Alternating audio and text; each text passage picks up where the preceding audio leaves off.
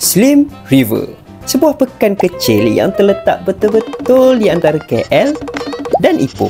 Dinamakan sebagai Slim River atas nama penjajah yang bernama Captain William Slim, yang asalnya nak pergi ke Sungai Perak tapi aja tengin dia pergi Sungai Slim. Asalnya dulu Slim River ni merupakan tapak pertempuran antara orang British dengan orang Jepun. Maka berperanglah dema dalam Battle of Slim River ni yang berlaku pada tahun 1942 sebelum tahun 1943. British kalah dalam pertempuran ni sebab time ni orang Jepun memang handai. Dema ada kapal terbang. Tapi tu bukan main point video ni. Hari ni aku nak pergi bazar beli kuih dekat gerai mak kawan aku yang terletak di Kampung Balun, betul-betul di hadapan Tasik YDP.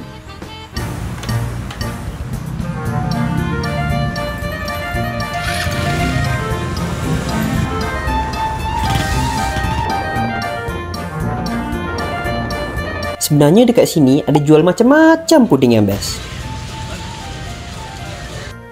Inilah Mak Kina, pembuat puding sedap dan instruktur Zumba berjaya.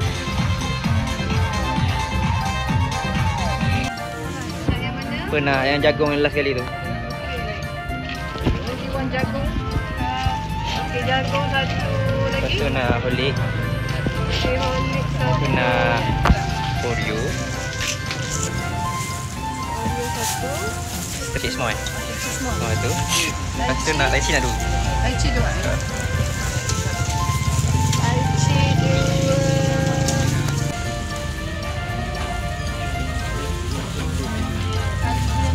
Yo.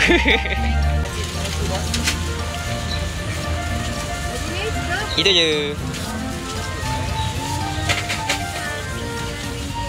RM9.